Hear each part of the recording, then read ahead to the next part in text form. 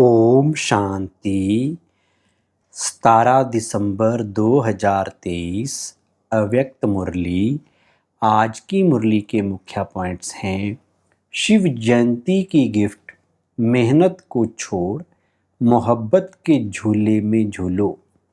आज स्वयं शिव पिता अपनी चारों ओर के आए हुए बच्चों से अपनी जयंती मनाने आए हैं। कितना बच्चों का भाग्य है जो स्वयं बाप मिलने और मनाने आए हैं। दुनिया वाले तो पुकारते रहते हैं, आओ कब आएंगे, किस रूप में आएंगे, आह्वान करते रहते हैं, और आप बच्चों से स्वयं बाप मनाने के लिए आए हैं। ऐसा विचित्र दृश्य कभी स्वप्न में भी नहीं सोचा होगा, लेकिन आज साकार रूप में मनाने के लिए भाग भाग कर पहुंच गए हो। बाप भी चारों ओर के बच्चों को देख हर्षित होते हैं। वह शालिग्राम बच्चे, वह साकार स्वरूपधारी होवनहार फरिश्ता, सो देवता बच्चे, वह भगत बच्चों और आप ज्ञानी तू आत्मा बच्चों में कितना अंतर है। भगत भावना का अल्पकाल का फल पाकर खुश हो जाते हैं, वह के गीत गाते रहते हैं, और आप ज्ञानी तू आत्माएं बच्चे थोड़ा सा अल्पकाल का फल नहीं पाते, लेकिन बाप से पूरा वर्षा ले वर्षे के अधिकारी बन जाते हो। तो भगत आत्माएं और ज्ञानी तू आत्मा बच्चों में कितना अंतर है। मनाते भगत भी हैं और मनाने आप भी आए हैं, लेकिन मनाने में कितना अंतर है। शिव जयंती मनाने आए हो ना, भाग भाग कर आए हैं। कोई अमेरिका से, कोई लंदन से, कोई ऑस्ट्रेलिया से, कोई एशिया से, कितना स्नेह से आकर पहुँचे हैं। तो बाप दादा, बाप की जयंती साथ में बच्चों की भी जयंती है, तो बाप के साथ बच्चों के भी जयंती की मुबारक हो, मुबारक हो, मुबारक हो, क्योंकि अकेला बाप इस साकार दुनिया में सिवाय बच्चों के कोई भी कार्य कर नहीं सकता। इतना बच्चों से प्यार है, अकेला कर ही नहीं सकता। पहले बच्चों को निमित्त बनाते, फिर बैकबोन हो व कंबाइंड होकर, करावनहार होकर निमित्त बच्चों से कार्य कराते हैं। साकार दुनिया में अकेला बच्चों के बिना नहीं पसंद करता। निराकारी दुनिया में तो आप बच्चे बाप को अकेला छोड़कर चले जाते हो, बाप की आज्ञा से ही जाते हो, लेकिन साकार दुनिया में बाप बच्चों के बिना रह नहीं सकते। बच्चे जरूर साथ चाहिए, बच्चों का भी वायदा है, साथ रहेंगे, साथ चलेंगे, सिर्फ निराकारी दुनिया तक। बाप दादा देख रहे थे कि सभी बच्चों को बाप की जयंती मनाने का कितना उमंग उत्साह है, तो बाप भी देखो बच्चों के स्नेह में आपके साथ साकार शरीर का लोन लेकर पहुंच गए हैं। इसको कहते हैं अलौकिक प्यार।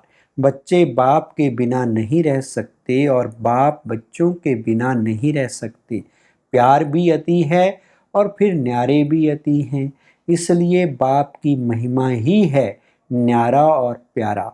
बच्चे बाप के लिए बहुत प्रकार की गिफ्ट, चाहे कार्ड, चाहे कोई चीज़ें, चाहे दिल के उमंग के पत्र, जो भी लाए हैं, बाप के पास आज के दिन वतन में सब गिफ्ट का म्यूजियम लगा हुआ है।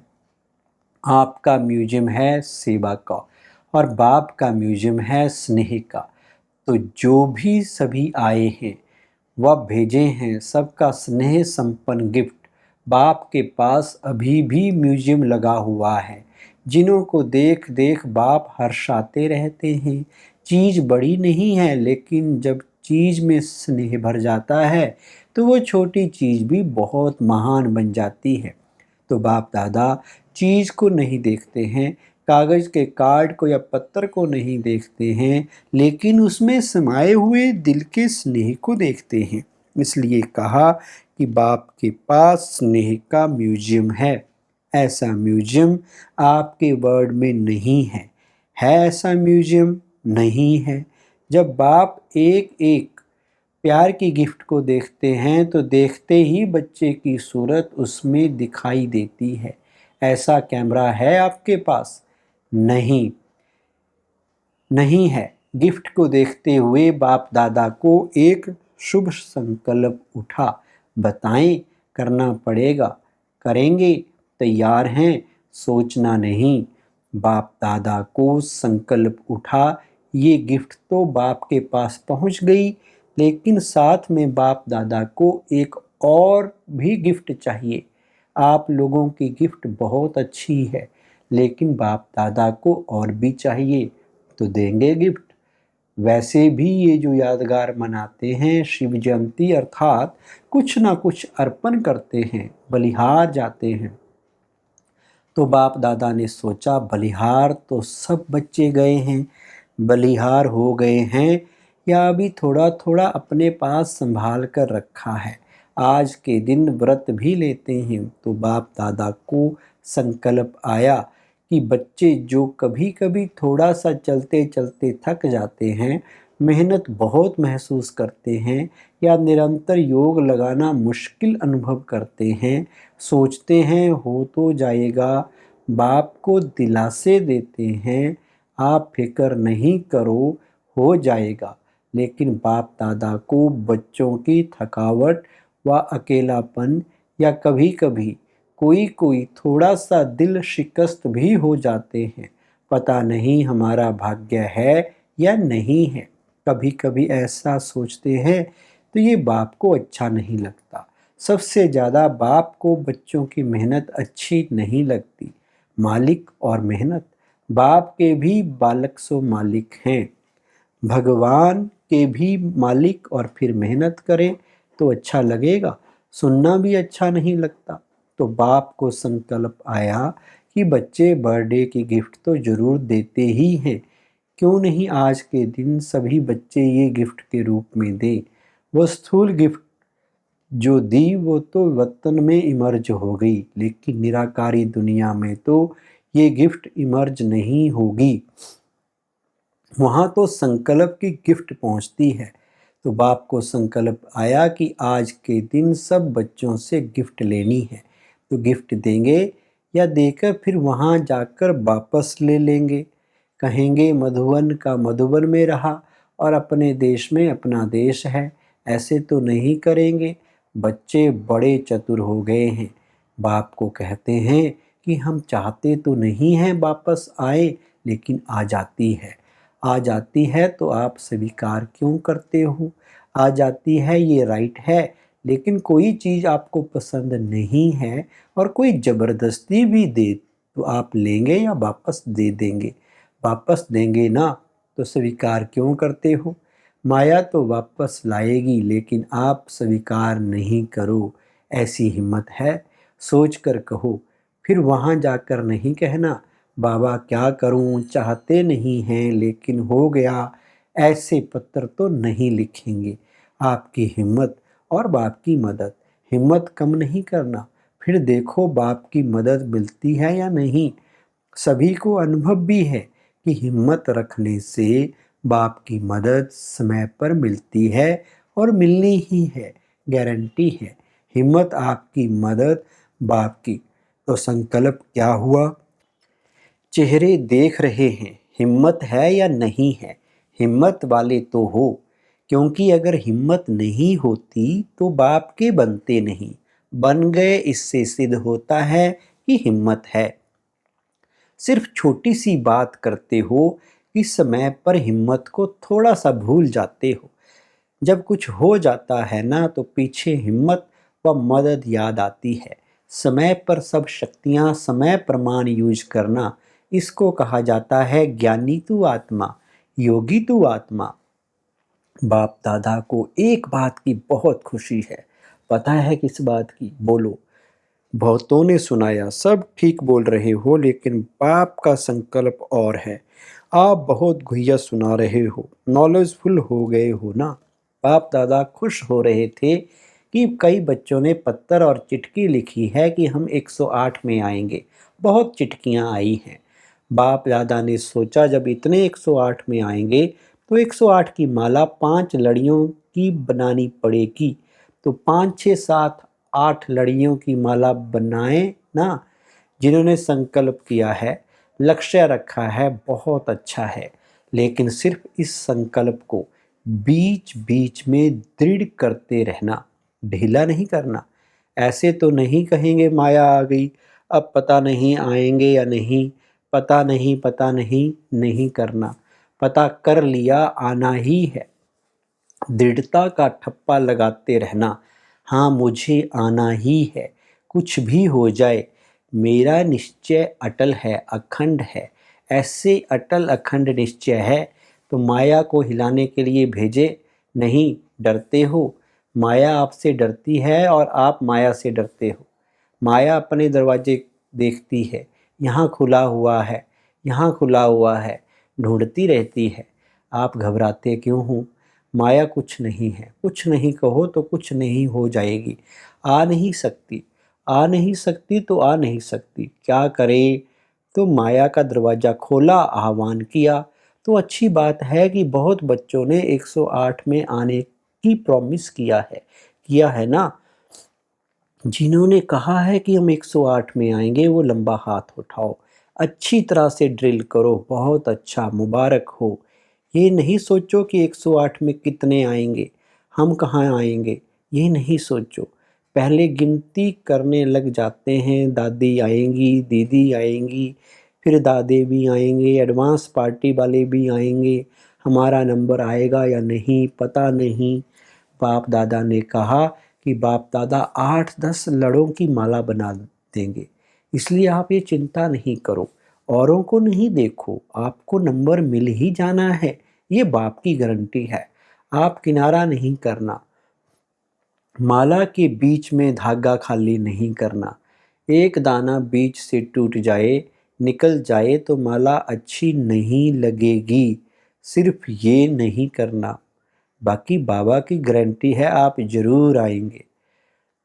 आज तो मनाने आए हैं, मुरली चलाने थोड़ी आए हैं। तो और जो भी अब माला में आ जाओ, 108 की माला में सबको वेलकम है। ये तो भक्ति मार्ग वालों ने 108 की माला बना ली, बाप दादा तो कितने भी बढ़ा सकता है। सिर्फ इसमें गिफ्ट तो बाप जरूर लेगा, गिफ्ट को नहीं छोड़ेगा। छोटी सी गिफ्ट है, कोई बड़ी नहीं है, क्योंकि बाप ने सभी बच्चों का 6 मास का चार्ट देखा। तो क्या देखा?